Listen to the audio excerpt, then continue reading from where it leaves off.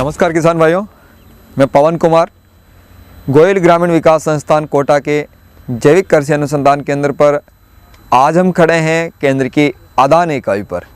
आदान को अंग्रेजी में इनपुट बोलते हैं और खेती किसानी के अंदर बुआई से बाज़ार तक भिन्न भिन्न आदानों का उपयोग हमें समय समय पर करना होता है।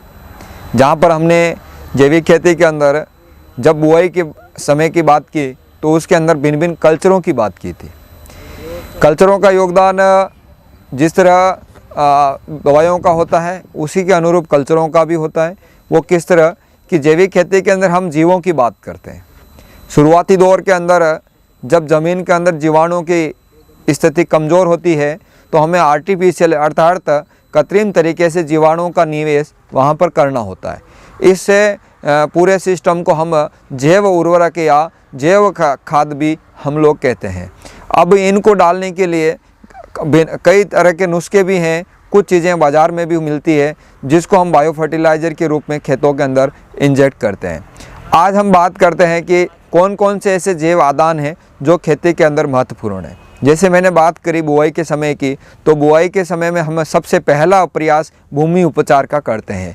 भूमि उपचार के अंदर सबसे बड़ा योगदान ट्राइकोडर्मा का होता है। ट्राइकोडर्मा एक लाभदायक फंगस है। लाभदायक फंगस जो ज़मीन के अंदर जितनी भी हानिकारक जितनी फंगस फफूंद है उनका वो नियंत्रण करती है। शुरुआती दौर के अंदर ज़मीन के अंदर इस लाभदायक फंगस का निवेश कम होता है, स्थिति कम होती है, क्योंकि रसायनों के अत्यधिक प्रकोप से उन जितनी भी लाभदायक फंगस है उसकी स्थिति कमज़ोर होती है। इसलिए शुरुआती दौर के अंदर हम आर्टिफिशियल तरीके से ज़मीन के अंदर ट्राइकोडर्मा डालते रहते हैं। उसका पहला प्रयास भूमि उपचार होता है जिसके अंदर ये ट्राइकोडर्मा डालते हैं। ट्राइकोडर्मा दो तरह की होती है, ट्राइकोडर्मा हर्जेनियम और विरिडी। इन दोनों को हम खेत के अंदर डालते हैं। कैसे डालते हैं इसकी विधि हमने पहले ही बता दी है कि कोई भी जीवाणु खाद है, चाहे ट्राइकोडर्मा है चाहे अन्य, 2 किलोग्राम प्रति एकड़ की दर इसके अंदर हम प्रयोग में लेते हैं। दूसरी हमने बताई कि जैविक खेती के अंदर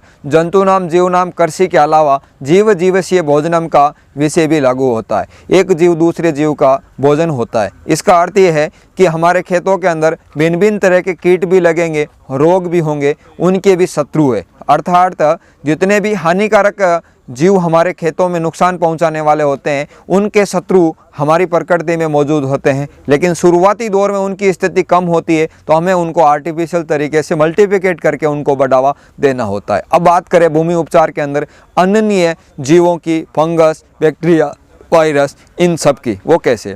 जैसे कि ज़मीन के अंदर दीमक का प्रकोप है, ज़मीन के अंदर सूत्रकृमि का प्रकोप है, तो हम दीमक की जहाँ पे भी प्रकोप की बात आती है तो इसके अंदर मेटाराइजियम एनिसोप्ली नामक तत्वों का उपयोग करते हैं। ये मेटाराइजियम एनिसोप्ली फंगस खेत में जाके दीमक को पूरा नुकसान पहुंचाती है, वो उसको डैमेज करती है। 2 किलोग्राम प्रति एकड़ की दर से हम भूमि उपचार के अंदर इसको उपयोग में लेते हैं। उसके बाद हम सूत्रकृमि की बात की थी। बेसिलियोमाइसिस लिनेंसिस नामक एक चीज़ है, फंगस जो है वो खेत के अंदर हम डालते हैं। ऐसे ही अन्य चीज़ें हम खेती में भूमि उपचार के दौरान उपयोग में लेते हैं। अब बात करते हैं इसके अलावा अन्य कौन से फंगस या बैक्टीरिया है जो हमारी फसल के अंदर फ़ायदा पहुंचाते हैं। भूमि उपचार के बाद में हम बात करते हैं कि अब खेतों के अंदर फसल में कीड़े लग जाते हैं तो कीड़ों के लिए भी अन्य जो जीवाणु हैं, बैक्टीरिया है, वो अपनी योगदान निभाते हैं। जैसे जीवाणु की बात करें तो बैसिलस सब्टिलस,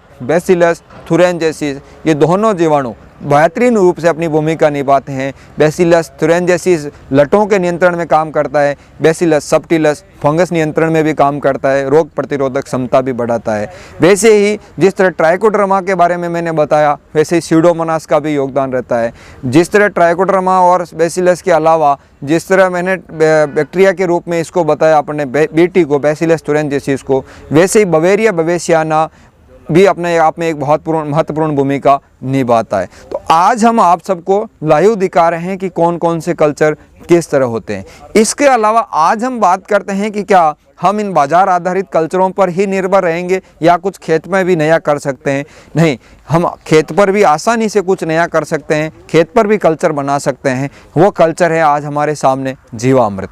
जीवामृत की श्रेष्ठ भूमिका आज जैविक खेती के अंदर रही है। प्राकृतिक खेती करने वाले लोग भी इसको मानते हैं और अनन्य प्रकल्प अपनाने वाले लोग भी करते हैं। इसी का दूसरा और जीवामृत से भी पुराना अर्थात सदियों पुराना एक हमारा और उत्पाद है, वो है पंचगव्य। वो भी हमारे यहाँ पर उपलब्ध है। इसके अलावा वेस्ट डिकम्पोजर भी गाजियाबाद से निकला हुआ उत्पाद आज कल्चर के रूप में जो डिकम्पोजिंग एक्टिविटी को निभा रहा है, खाद बनाने में बेहतरीन विकल्प के रूप में उभर रहा है, ये भी हमारे यहाँ पर उपलब्ध है। हम लोग यहाँ पर कल्चर के रूप में किसानों को देते भी है, जीवामृत भी देते हैं। और इन दोनों के साथ साथ पंचगव्य के साथ साथ एक उत्पाद हमने यहाँ पर नया जो ध्यान में रखा है वो है गोकपामृत। वो बंसी गिर गौशाला से इसका कल्चर प्राप्त हुआ और इसके बाद इसका हम यहाँ पर संवर्धन कर रहे हैं। तो ये तो हुई थी केवल कल्चर की बात। अब हम आगे दूसरी विषय के ऊपर बात करेंगे कि इन कल्चर को किस तरह उपयोग करते हैं। जैसे जीवामृत है 2 किलो गुड़, 2 किलो बेसन और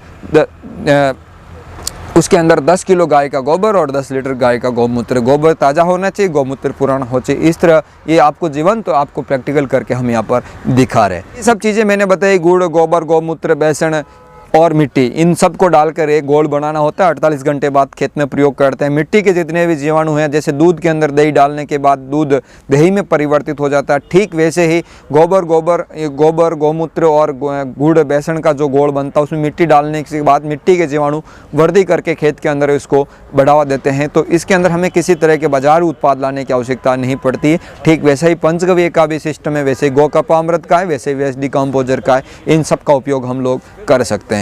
अब हम बात करते हैं कि कैसे इनको बनाना है। तो ये सब चीज़ें तो मैंने आपको बता दी कि कैसे बनाना होता है। तो वेस्ट डिकम्पोजर के अंदर 2 किलो गुड़ के अंदर ये सब चीज़ें डालनी होती है। इसका एक मदर कल्चर इसके अंदर डालते हैं और डब्बे के अंदर वापस जो ड्रम के अंदर हम इसको घोल लेते हैं। 200 लीटर जो इसका लिक्विड या तरल पदार्थ है वो 1 एकड़ के लिए पर्याप्त होता है। तो ये सब चीज़ें बनाने का फ़ायदा ये है कि ज़मीन में जीवाणुओं की जितनी ज़्यादा संख्या होगी, जितने भी डिकम्पोजिंग बैक्टीरिया की भूमिका ज़्यादा होगी, उतनी ज़्यादा खाद बनेगी, उतना ज़्यादा कचरा अपशिष्ट जो है खेत के अंदर जीवांश को बढ़ाएगा, ऑर्गेनिक कार्बन को बढ़ाएगा। तो ये सब बातें थी आज हमारे जैविक कल्चर की।